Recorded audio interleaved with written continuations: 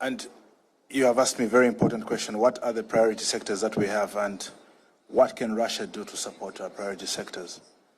Before I even get to respond to that important question, allow me just to appreciate a very charismatic speech that was delivered by your president earlier today on the opening session of this summit, and which is very consistent with what I've heard from Nikita and other speakers here on how challenges present opportunities for a different country and a society to develop for themselves.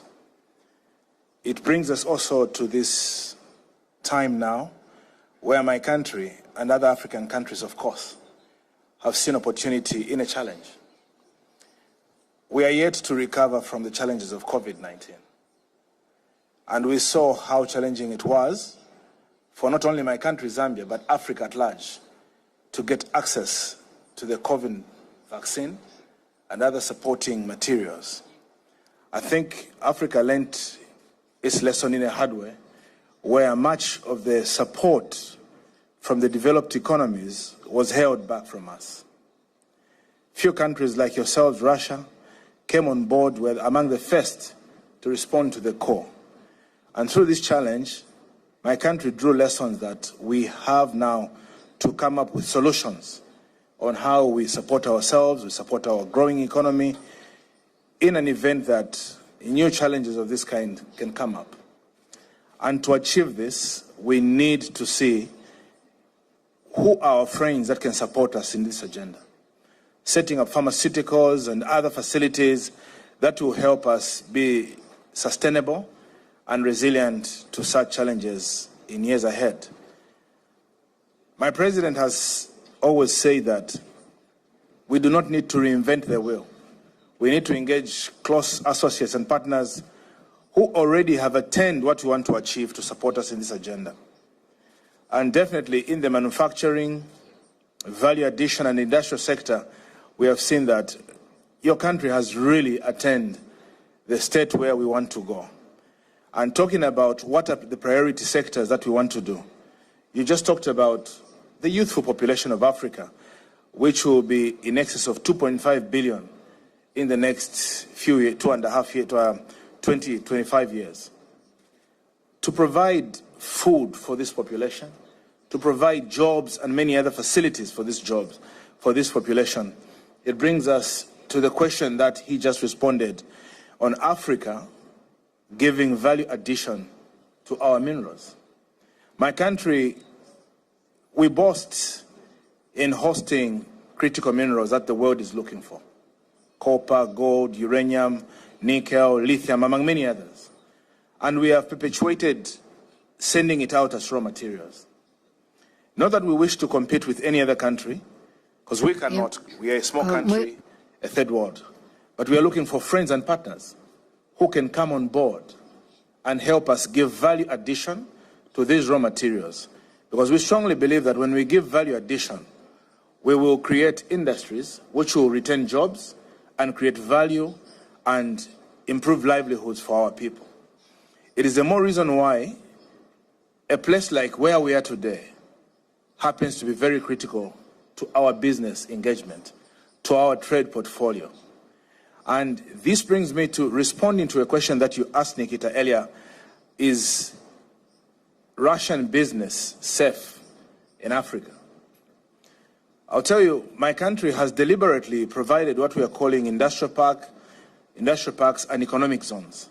A lesson that we have drawn from other countries around the world on models they've used to develop themselves. This country's investment in my country is very safe and very welcome. Deliberately, the people of Zambia have lived from since time immemorial in political stability and peace through the country with different political power transitions. And the Zambian public has got a deliberate policy where it is the public, not just a sitting government, that goes into an agreement with any business from whichever part of the world. That's why you will not hear that the Zambian government goes on to interfere or repossess any foreign entity that is operating in our country. We offer investment protection agreements. We offer investment licenses through our development agency, Zambia Development Agency, and to expedite the development of the economic zones and industrial parks, we've tried to incentivize a lot of value addition sectors in agriculture and agro-processing. I was in a meeting today with the governor of, sorry, I will not mention the name because I'm having a problem to mention the exact name. I may mention the wrong name, but it's a region. I had a meeting with him earlier today. And I was amazed when he told me that this year alone, they have recorded in excess of 50 million tons of cereal. That region alone. My country, for many years, has been self-sufficient with wheat and cereal production. But when we talk about grain production, we produce 2.8 to 3 million tons. That's enough for ourselves, and we share with the rest of parts of Africa. But with climate change, some wars that are within the region, you find that our neighboring countries are all now depending on the 2.7 or 3 million tons of grain. So it has not only become enough for the rest of Africa, neighbors that we have, but even for ourselves, which has seen an increase in price, among many other things. So it's for this cause that I think we are in the right place where we've seen if a region can produce in excess of 50 million, and my country can produce 3 million tons, so we can draw lessons from each other. Where we can not only produce enough for ourselves and the neighbors, but we can maximize productivity. In this region, you are producing 6 tons of grain per hectare, but we are producing 1 ton per hectare. So there are a lot of lessons we can draw from yourselves. But definitely, it's not just about growing the grain. It's about giving value addition to it. And definitely, investment from this country, from Russia, into my country is assured of stability and protection. And to have mutual benefit in how we increase trade between ourselves. I have come to realize as Minister of Trade, and my country has come to realize, mainly because your country has not had a large footprint in our country, we are yet to ascertain whether it is because of culture, language, and other things. But one thing I can give you with a lot of comfort, for many years, Russia has been one of the biggest countries that have educated our citizens in medicine, in engineering, economics, and many others. So we have a lot of Russia-speaking professionals in my country who will give you comfort even when you set up in my country with the workforce that you have trained. And it will not be very strange to establish yourselves and grow your business portfolios. So what we are looking for is collaboration between ourselves, which is of mutual benefit. Our President Hichilema, has made it very clear to us, the ministers, and the country as well. We will not continue coming to your country with a begging bowl. We need to interact where we learn from yourselves for mutual benefit, where at some time we also need to stand and succeed as an independent country, owing to your theme of achieving technological sovereignty through industrial cooperation. But what has been the strongest challenge to us is access to financing and the cost to financing. It is the more reason why we take advantage and we pride in having Afrexim Bank as a regional financial institution, which we would also be glad you work with through supporting our different sectors that we are working on. But to summarize your question, we have 4 sectors that we are working on as a priority. Number 1, that is health. Africa for a long time has continued to externalize resources through sending patients into other regions of the world to be treated for cancer and other facilities.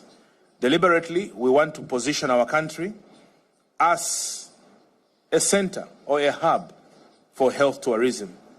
Secondly, we want to invest heavily in agriculture and agro-processing.